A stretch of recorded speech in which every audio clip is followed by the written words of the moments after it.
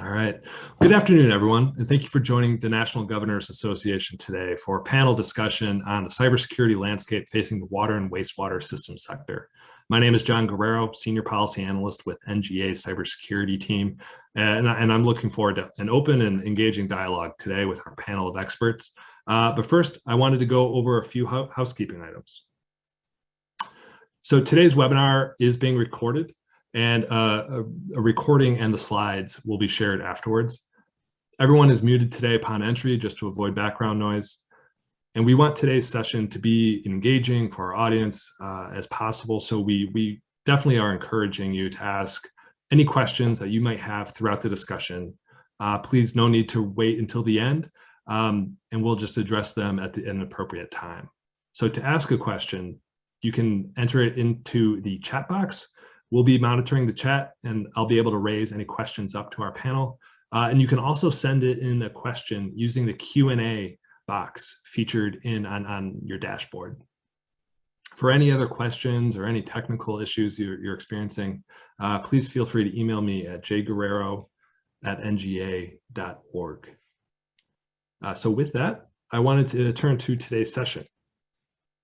So as we're all aware, the cybersecurity threats facing the public sector entities and critical infrastructure owners and operators have increased dramatically over the past several years. And today we're focusing specifically on the water and wastewater critical infrastructure sector, one which has had several high-profile incidents in the news this past year. We'll look to discuss the threat landscape, different best practices on response and resilience, how federal, state, and local public sector stakeholders can best coordinate and support private sector owners, and as well as any potential solutions and paths forward. We're fortunate today to have an expert panel here and an operational technology and industrial control systems cybersecurity expert join us to moderate this discussion. Marty Edwards is Vice President of Operational Technology Security at Tenable, where he works with private and public sector leaders across the globe on cybersecurity risk reduction. Marty has a wealth of industry and government experiences, including a lengthy tenure as the director of the U.S. Department of Homeland Security's Industrial Control Systems Cyber Emergency Response Team. Marty, it's a privilege to have you join us today, and thanks for leading our discussion. I'll turn it over to you to introduce our session and our speakers. Thank you, John, and thank you to the National Governors Association. Good afternoon to all of our attendees. We hope to make this a very dynamic and interesting conversation for you. Again, I'll stress some of what John has already gone over, and that's please don't be shy. Enter your questions into the chat window or into the Q&A window, and we'll do our best to weave it into the conversation. I'd like to introduce our panel and have them say a few words about themselves. We've got a very well-rounded panel, I think, that has expertise from the sector as well as the government. So this should be a very good discussion. Firstly, David, perhaps, oh, David, there he is. You moved on my screen. I saw some action happen there. Dr. David Travers, who is the director of the Water Security Division within the Office of Water at the U.S. Environmental Protection Agency. David, would you care to say a few words about yourself? Sure. So I am the director of the Water Security Division here at EPA, as you mentioned, and thank you, of course, to NGA for the opportunity to participate in this illustrious panel. So each year, my program, the Water Security Division, has the goal, which we have consistently achieved, of training upwards of 5,000 water and wastewater systems, state officials, and federal partners in emergency preparedness, response, and recovery against all hazards. And all hazards include cybersecurity. Just real quickly, as some of you may know, the federal government has identified 16 critical infrastructure sectors, and each of these sectors has what's called a sector risk management agency, which serves as the federal lead agency for enhancing that sector's security and resilience. And by presidential order and now actually by statute, EPA serves as that sector risk management agency for the water sector. And my division is the focal point of EPA's sector risk management agency mission. So that's a summary of the mission of my division. Over. Awesome. Thank you very much, David. And on to Judith Germano, who is a senior fellow at the New York University Center for Cybersecurity and Reese Center on Law and Security, as well as an adjunct professor at the NYU School of Law and the founder at Germano Law LLC. Judith, it's a pleasure to have you here today. I'm looking forward to your perspectives on the panel. Would you care to say a few words about yourself? Sure. Thanks so much, Marty and John. I'm delighted to join you all here today. My work is in primarily cybersecurity, risk management, and governance. So I focus on that.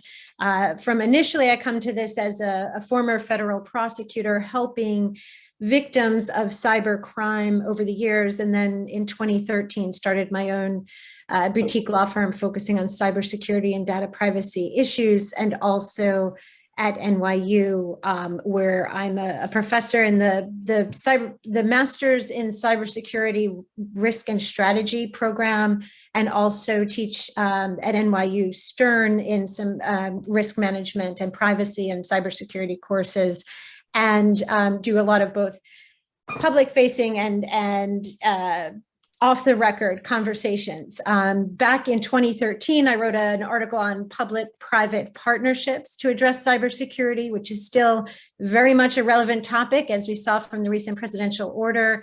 And I've written on cybersecurity risk in the water sector and do a lot of work in managing some of the tricky issues that we face in this way, in this sector and in critical infrastructure, as well as on third-party risk management and other key issues and challenges. So thank you again for having me.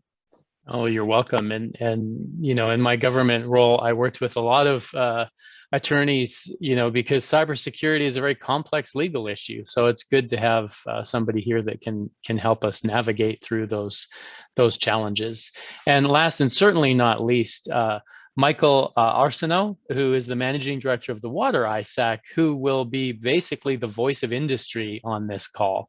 The information sharing and analysis centers were set up by the federal government to essentially coordinate the dissemination of information between the federal government and the private sector.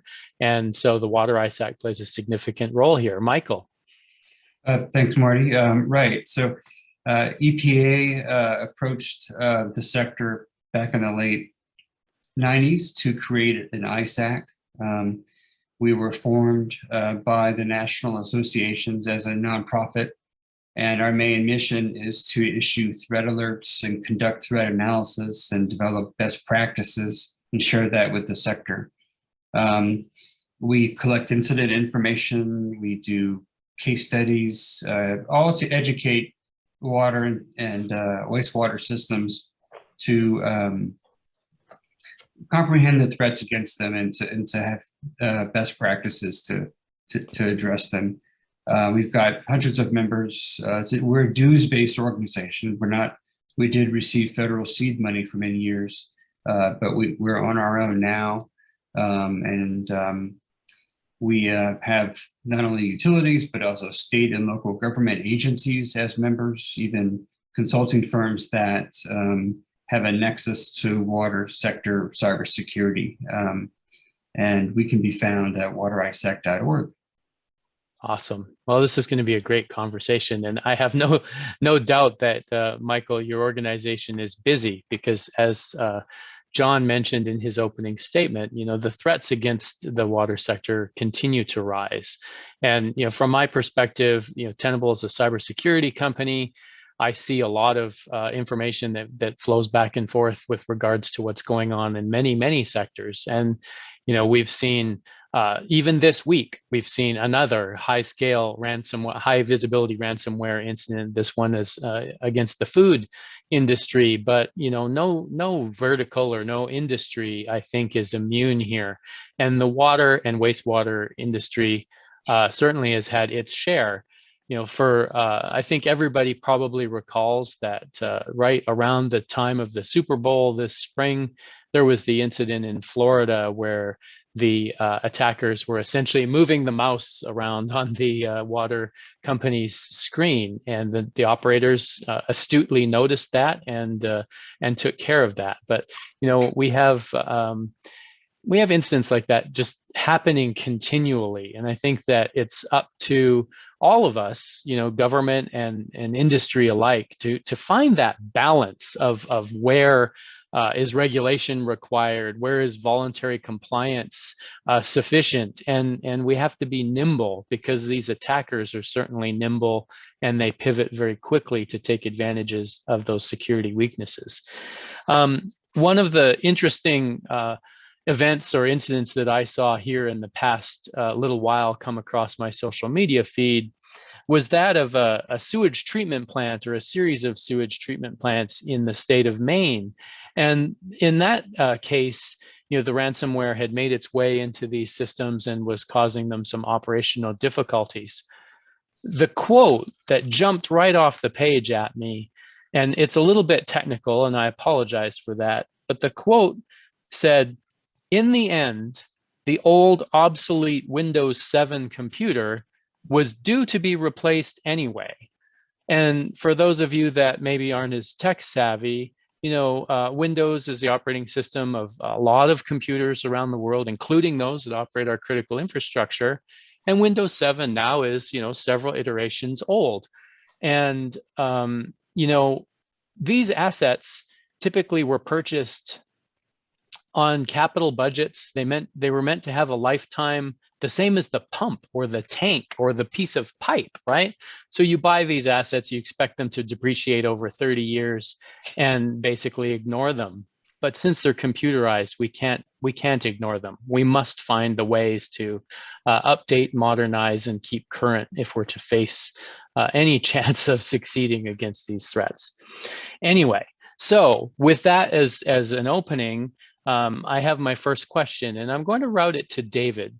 And that's, we've seen the uptick in threat activity, and we know that uptick is leading to policy or perhaps regulation changes. How has the EPA approached promoting cybersecurity in this sector, and what do you foresee as some of these changes? Sure. So EPA has approached promoting cybersecurity through mostly voluntary efforts. So to that end, my office, the Office of Water, offers a pretty comprehensive array of guidance, training, and direct technical assistance to assist every sort of entity in the water sector, of which, by the way, there are about 150,000 public water systems, another 16,000 wastewater systems. And these vary from urban to rural, large, small, state-regulated, tribal. And so a couple of things that we've done are provide, like one-day training courses to provide overviews of cybersecurity threats, vulnerabilities, consequences, and so forth. We also have recognized that smaller systems, many particularly smaller, disadvantaged systems, will really never be able to adopt cybersecurity practices without direct technical assistance. So we aim to train a cadre of state and regional water sector technical assistance providers to assess cybersecurity practices directly at water and wastewater systems. Now, under America's Water Infrastructure Act of 2018, with which some of your audience may be familiar, community water systems serving over about 3,300 people needed to conduct a risk assessment and develop an emergency response plan based on that assessment. And these assessments need to address what they called not cybersecurity necessarily, but electronic, computer, or other automated systems. Of note, however, is that OWIA, as it's called, did not explicitly require water systems to mitigate the risks identified in their assessments. So, for example, to adopt basic cybersecurity countermeasures.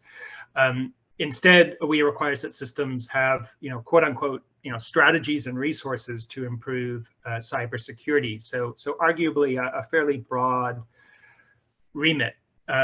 So as I mentioned, it's mostly a voluntary approach. However, and this is a notable however, EPA is reconsidering the voluntary-based approach out of the acknowledgement that 10 plus years of EPA pursuing a voluntary approach to improving cybersecurity in the water sector has yielded, I think, only modest gains, and gains not at all commensurate with the importance of the sector in protecting public health. So after all our efforts to provide tools, training, and technical assistance, not only by EPA, but by organizations such as WaterISAC, a recent industry survey of water and wastewater systems found that only about 30% of respondents had even identified their OT network assets, such as like SCADA systems. And just about 20%, a little higher, actually, I don't remember the exact number, had fully implemented cyber protection efforts. And EPA, as I mentioned, I believe in my introductory remarks, is the federal agency responsible for protecting the water sector. So in order to fulfill our homeland security and public health obligations, EPA feels that we cannot allow the status quo to continue.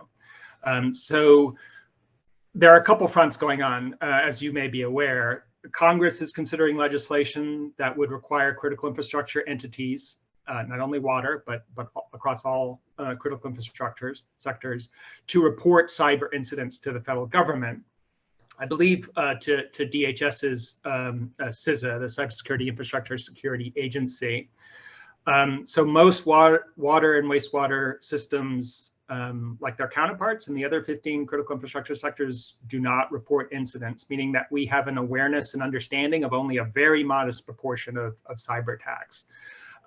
Meaning in turn that we don't have an accurate sense of the prevalence, types of hacks, and therefore ultimately the risks from cyber attacks. And second, and I'll be brief, I understand I'm sharing the panel with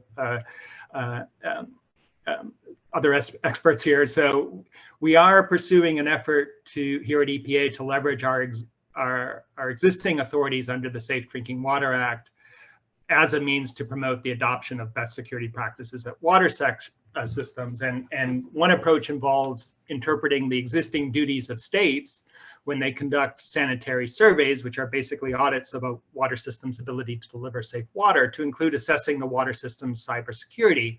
Because I think, as we just mentioned, IT and OT systems have become so integral to the operation of water systems that we feel like neglecting to include cybersecurity is something like failing to assess whether a car has seat belts during a safety check.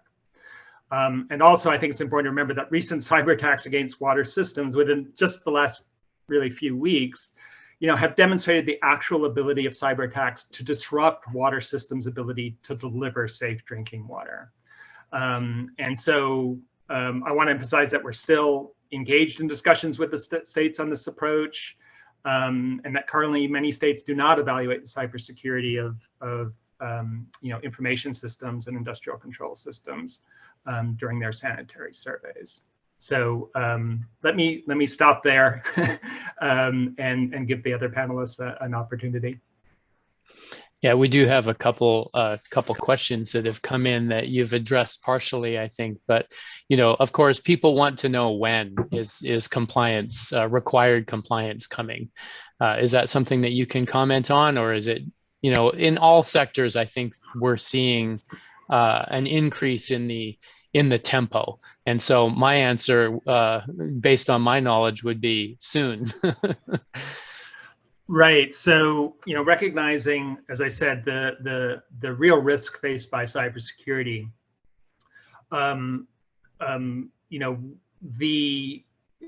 we hope to have some sort of action, certainly within the next few months. And it's a matter of, I think, resolving the final approach. So what I just mentioned for the sanitary surveys, if EPA were to pursue something called an interpretive rule, Judith can probably speak to that with more expertise than I can, but that becomes effective immediately upon publication. However, we recognize that many states would require, pretty much all states would require significant time and will need additional training, guidance, technical assistance to develop the technical capacity necessary to assess cybersecurity during the sanitary surveys of public water systems. So I think it's also important to note that EPA has proposed legislative text that would authorize about $50 million for the states for their cybersecurity oversight role. Now that's of course in the hands of Congress, and the fate of that is uncertain, but EPA certainly recognizes the need to provide resources to the states. And certainly the interpretive rule, all that would say is that, you know, cybersecurity should be included in sanitary surveys. The next critical step is for EPA to work collaboratively with our stakeholders in actually figuring out what that means. What guidance would we provide to states and to water systems to figure out, you know, how do we address cybersecurity? And so we intend to do that in a collaborative, open process, publishing the guidance in draft form for public review and so forth. So the rule itself would, if we end up pursuing it, would just state that sanitary surveys should consider cybersecurity. The more substantive part of it, of what the heck does that mean, that would be forthcoming and would be developed in consultation with stakeholders. Over. A very extensive answer. Thank you, David. Sorry. No, it's okay. It's okay. I'd rather be thorough, right?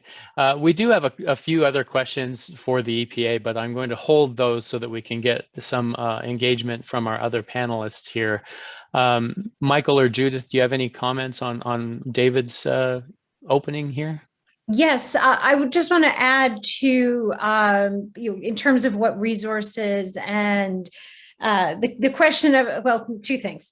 The question of when voluntary compliance becomes mandatory, I would say the day before that news story comes out on your organization, on your government, because unfortunately there are so many companies that don't prioritize cybersecurity until after an unfortunate incident occurs.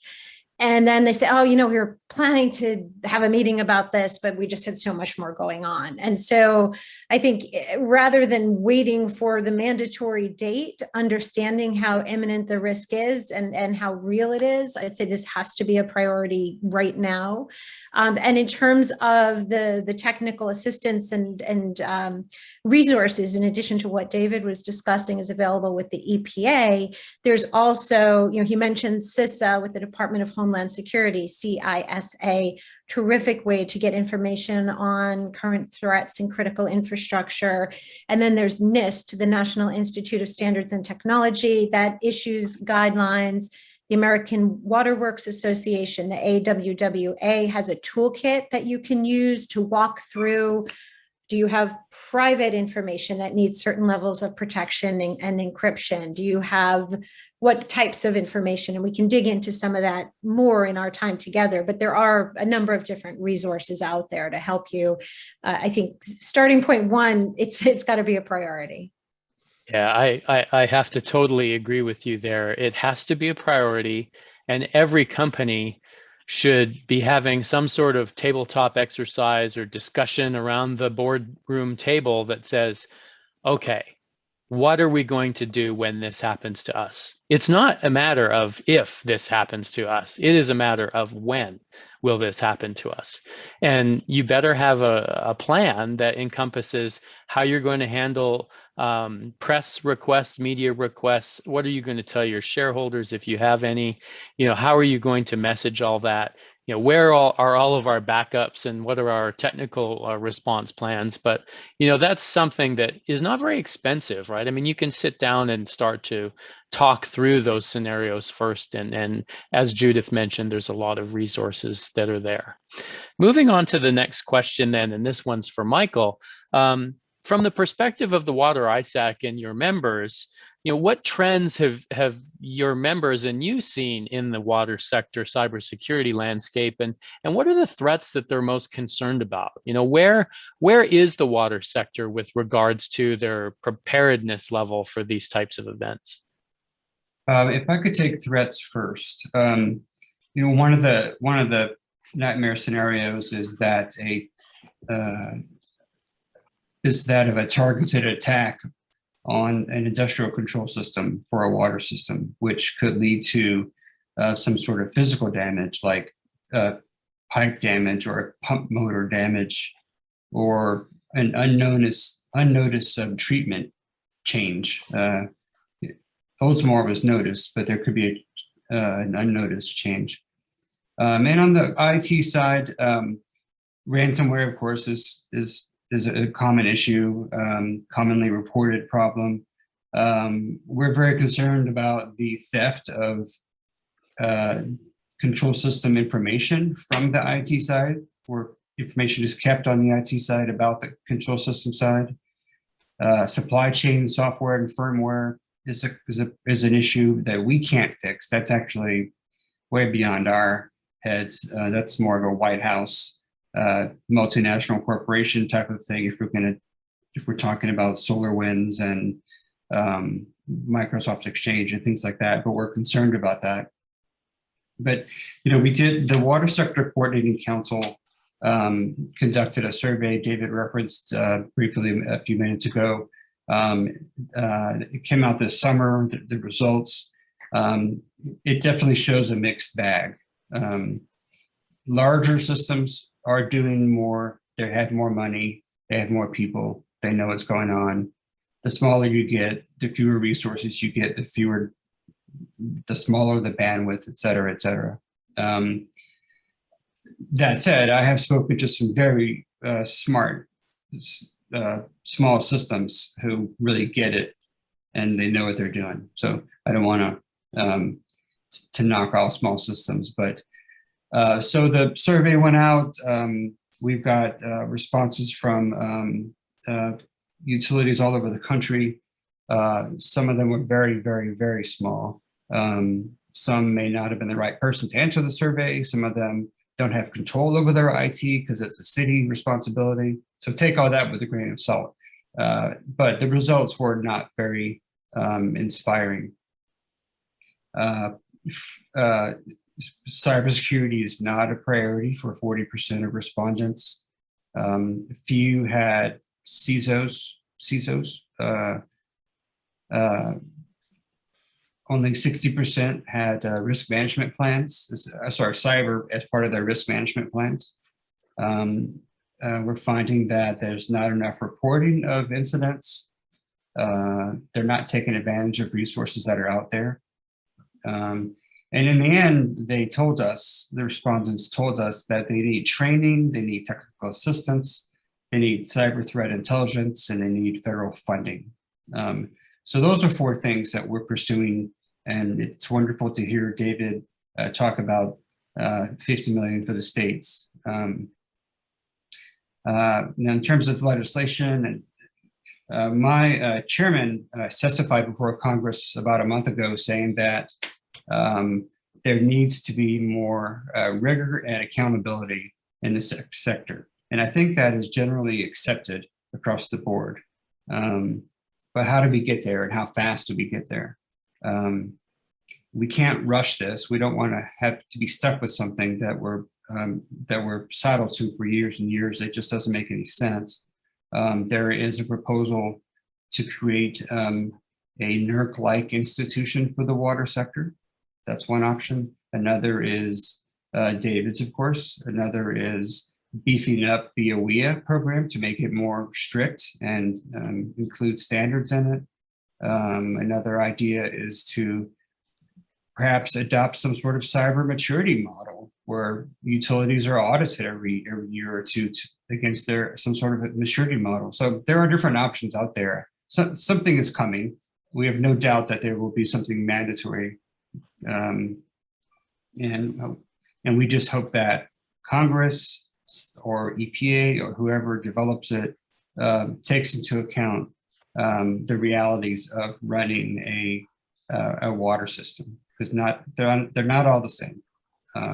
Different risk profiles, different abilities, different resource levels. So it certainly is a very diverse sector. You go from very large metropolitan scale water distribution systems, which rival the water distribution systems for many countries around the world. And then you go to the other end of the scale where you have a very rural installation that, there's probably one person in a pickup truck that is the sort of jack of all trades that is responsible for everything, including cybersecurity, if there is some cybersecurity requirement. One of the questions that's come in, and it kind of leads into the next set of questions that I have for Judith, is where we have states stepping in and where we have all of these changes that are going on in the sector,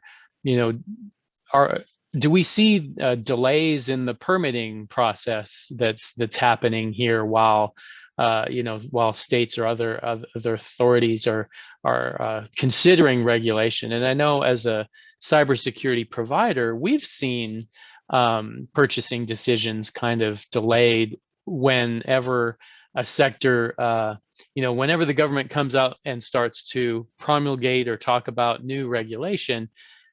Industry tends to sit back and go, okay, we'll wait till this levels out. And none of my government contacts, including up into the National Security Council, say that they want to slow down the implementation of cybersecurity improvements, right? That's not the government's intention. So with that in mind, I mean, how have states looked to work with their respective water utilities in this area of cybersecurity? And are there any specific best practices that you'd like to highlight? So I think that it works differently in different states. And, as noted, this is an incredibly diverse field in terms of how water is handled with the city and state and municipal levels, and some of it's privately owned, some of it's publicly owned. So I think the first important thing is to make sure that people are talking about the issues and understanding who's in charge.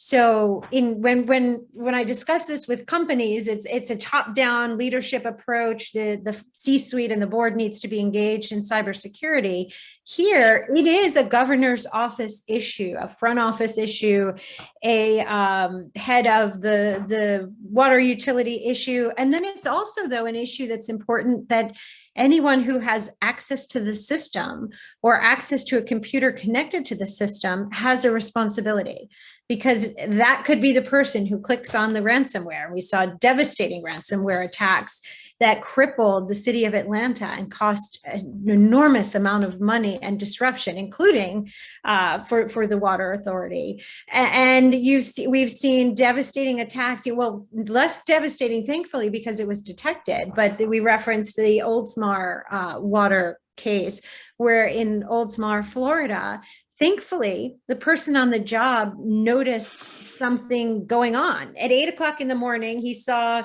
things changing through remote access on the computer, and he thought, oh, it must be my boss checking in remotely.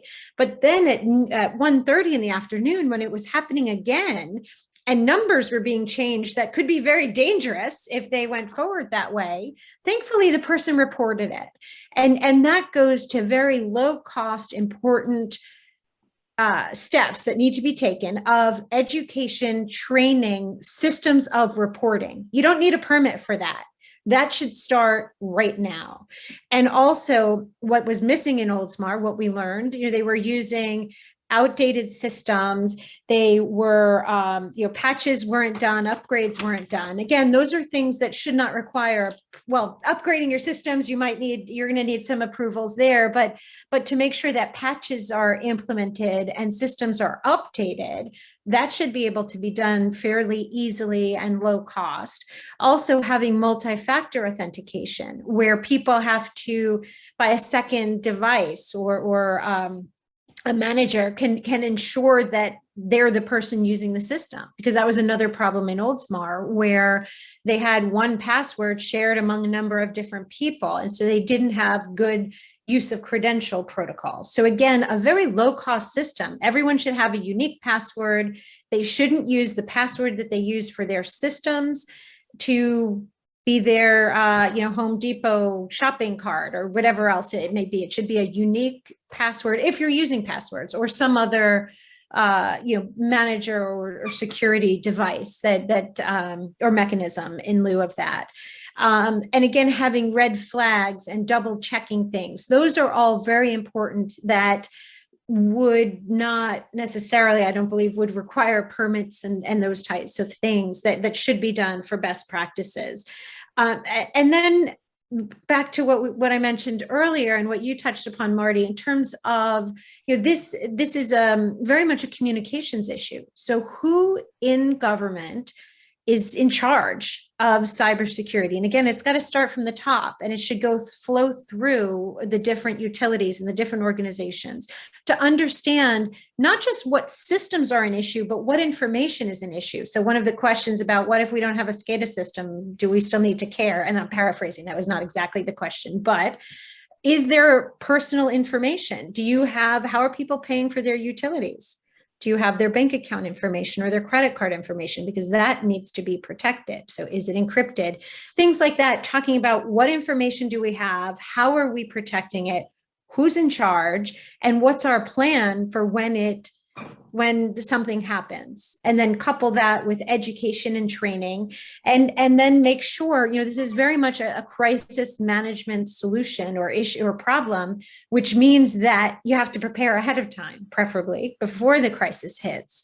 And so having the right people in a room talking about it, talking through the strategy and the response, and then prioritizing, because you may not be able to afford or implement state-of-the-art systems tomorrow, which might make you sleep better. So what's some smart spend or low-cost solutions? And those are really important conversations to have. And again, looking at things like the NIST framework and what's recommended, and to understand best practices in the area.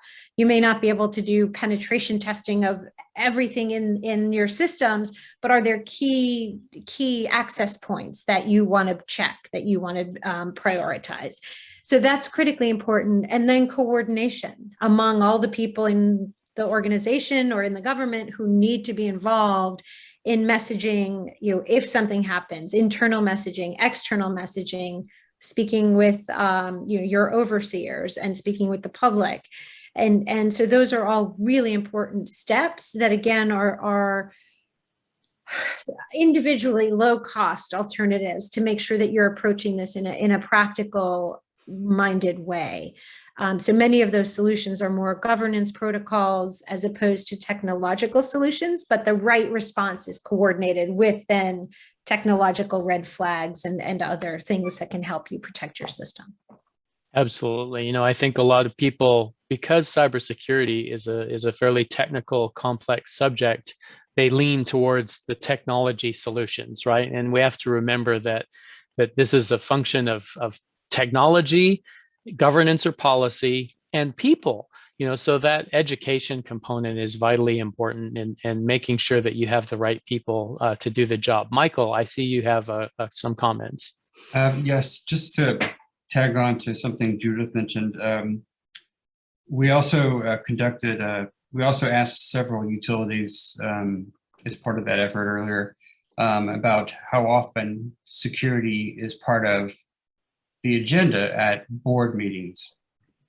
And I don't recall the exact numbers, but it was clear that the utility leadership was not as engaged as it ought to be. And I think that's where it starts. The utility leadership needs to receive the message that this is critically important.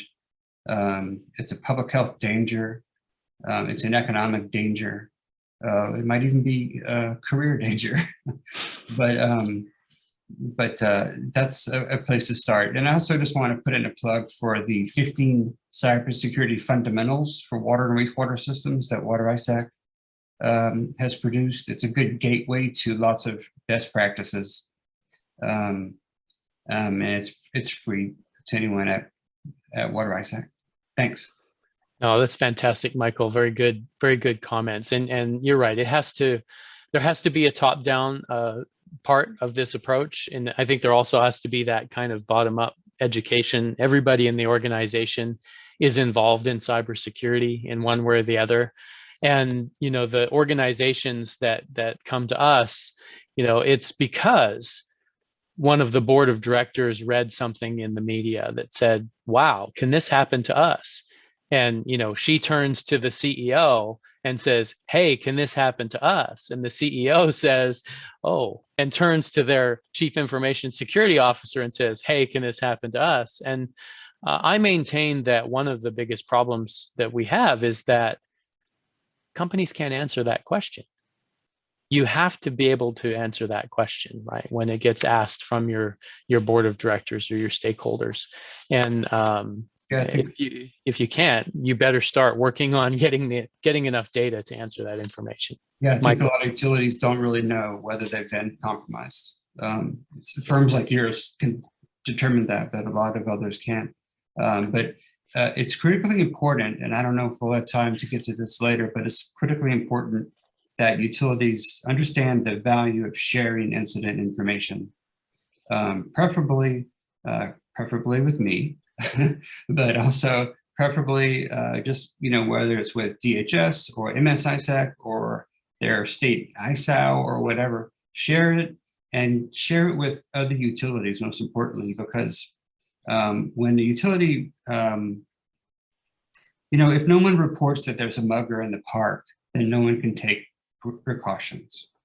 So if you keep it to yourself, what's the value of that? It may become mandatory pretty soon, and we hope that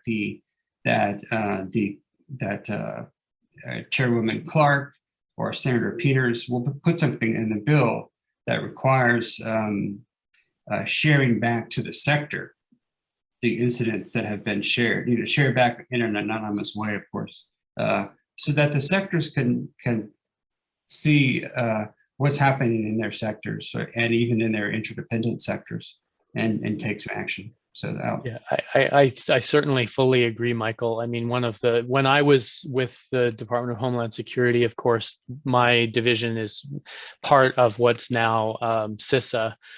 That was one of the biggest challenges, right? Is people wanted to have a business case. They wanted to have some justification or some data to point to that would say, this is what's happening to other people in our sector. This is why we need to invest in these changes. And unless industry is willing to report those sort of incidents, we just won't have the data. And the ISACs are a natural place to be the nexus for that information sharing and to do the proper anonymization and make sure that everybody's comfortable with the type of data and the amount of data that's shared, right? So I fully agree that we need to get more comprehensive data there. Many industries have those types of information sharing. One of the ones that's cited most often is with pilots. Whenever a pilot has a near miss or some sort of an incident on an aircraft or with an aircraft, they report it to a federal system and it gets documented and recorded. And then that's what we use to learn how to do these things better. So I always like using the safety culture type of analogy where if you walk into one of these water facilities, and if I walk in as a visitor, I take the training, somebody's going to make me watch a video, get my hard hat, my safety glasses, all the required personal protective equipment. But then if anybody in the organization, from the boss all the way to the, the most junior of personnel, sees something that's wrong with safety, they have the authority to say, hey, I think we should stop this activity until we understand this. And we need to get a culture like that in security. I'm going to open this next question up to the entire panel. And it's in the spirit that this is sponsored by the National Governors Association. And that's, how can governors themselves get involved and how do they provide some value in helping to convene and coordinate this dialogue across many different states. And so I'll let whoever wants to go first kind of jump right in there. Michael. Sure. I'll just say, of course, small systems need extra handholding. And so whatever governors can do to facilitate that, all the better.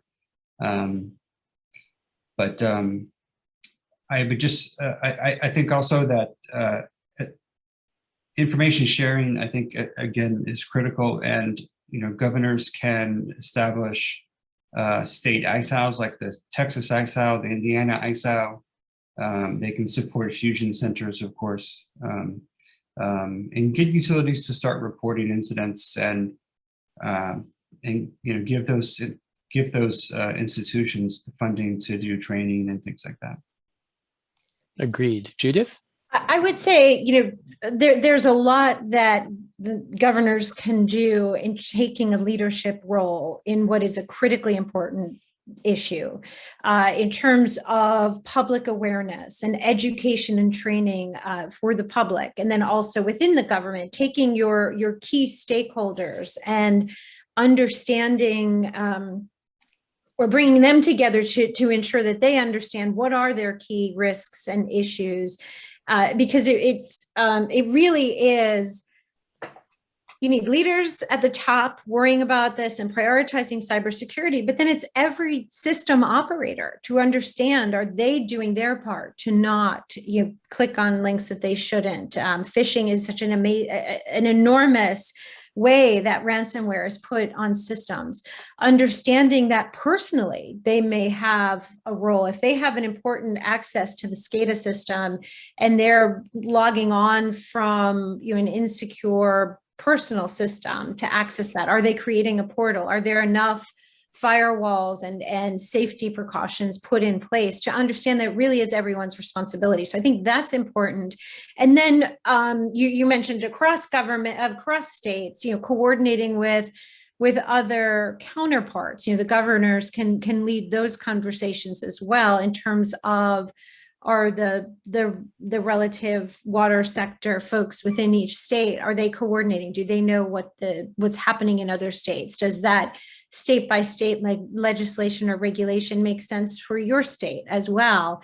But really understanding also, what are the threats? Who is attacking you and why? Ransomware is huge and enormous, and knowing some of those examples, there's a lot of lessons to be learned from the different states. You should be having a conversation. What is your approach, or what is your insurance if there is such an attack?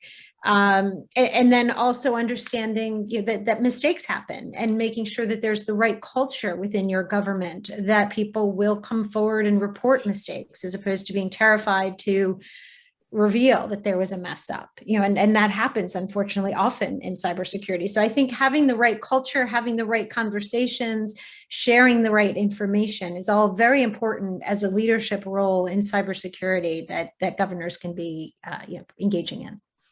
All great points. I want to amplify something you said, and it's kind of the punitive nature of cybersecurity awareness or training, and it's, I've seen organizations, you get the phishing email test, right, where your company sends you the email and it's like you're busy, and even I've fallen for it, right, as a so-called cybersecurity expert. You click on the link and the company says, we got you, you have to take this cybersecurity awareness training, sort of remedial training now.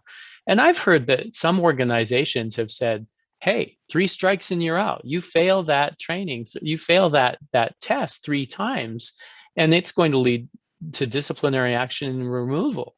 And I just think that that's so draconian, that in the safety culture, again, we don't celebrate safety accidents, but we celebrate the reporting of information that leads us to avoid the next incident, and we need to get much more positive and encouraging rather than punitive types of messages.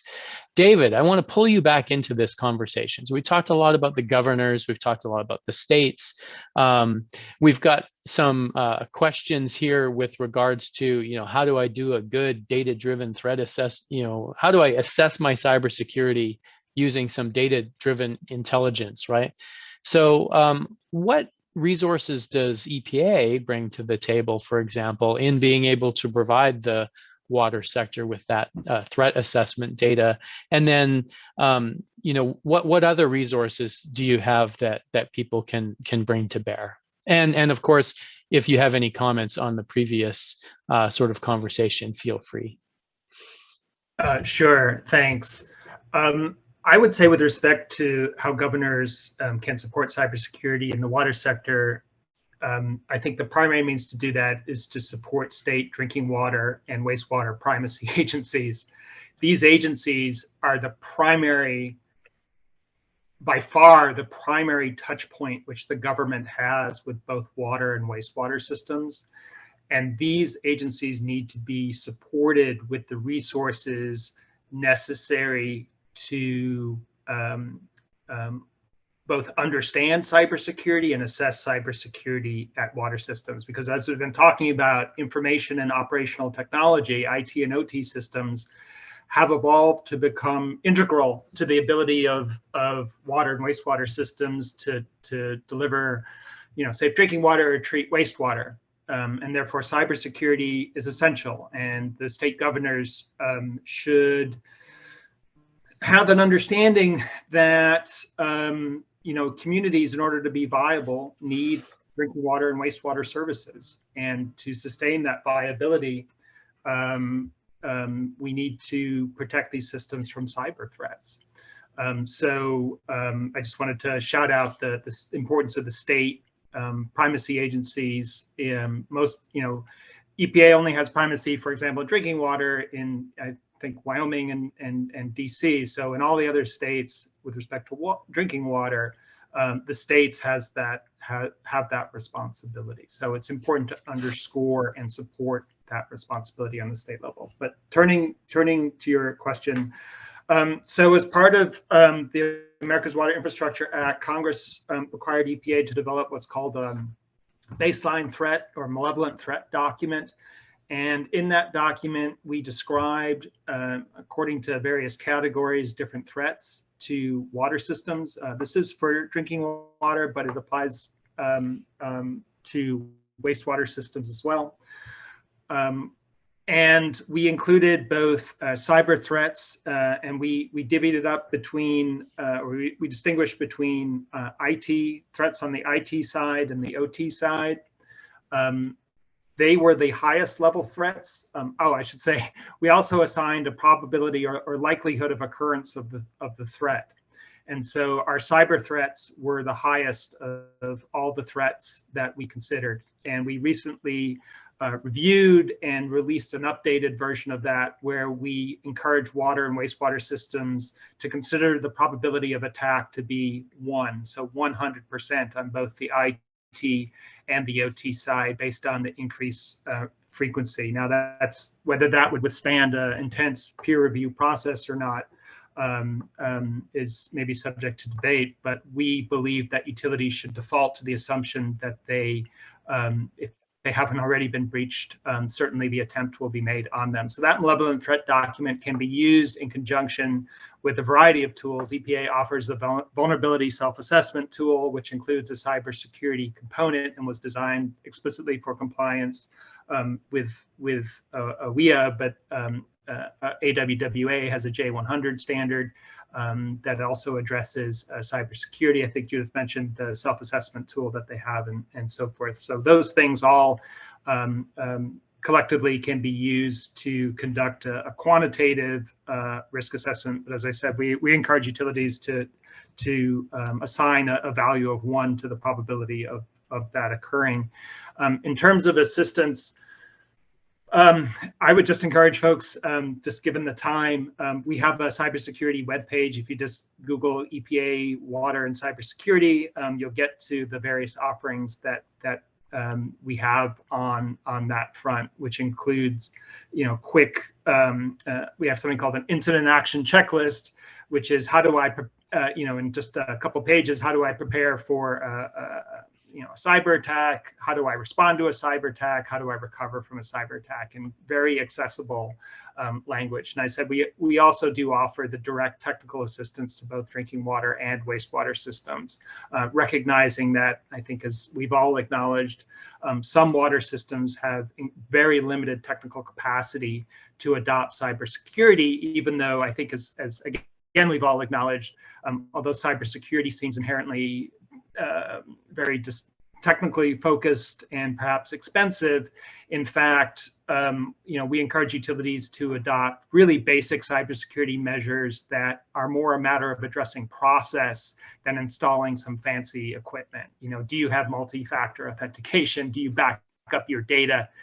Can you operate on manual? If the SCADA system goes down and you don't have internet access to your equipment, can you operate on manual? Do you have an emergency response plan that has an annex dealing with cybersecurity, that sort of thing? So all that's captured in our website. I won't, it'd be pretty tedious if I ran through each of our products, so I won't inflict that on anybody here. Over. And no, thank you very much, David. And there has been a question, and I just want to emphasize that the NGA will be sending out a set of links, and you'll be able to get access to the best practices and documents that all of the panelists have been talking about. So that my understanding is that John's going to send that out. So recognizing we're in the final 5 minutes here, any final words from any of the panelists? I'd ask you to sort of limit your commentary to around a minute, but the main question I think that people probably have towards the end here is, what's the path forward look like? What should we be doing now? And I'll start with Judith. I think that it's important to acknowledge that this is a difficult issue, and especially in the water sector where it's incredibly diverse.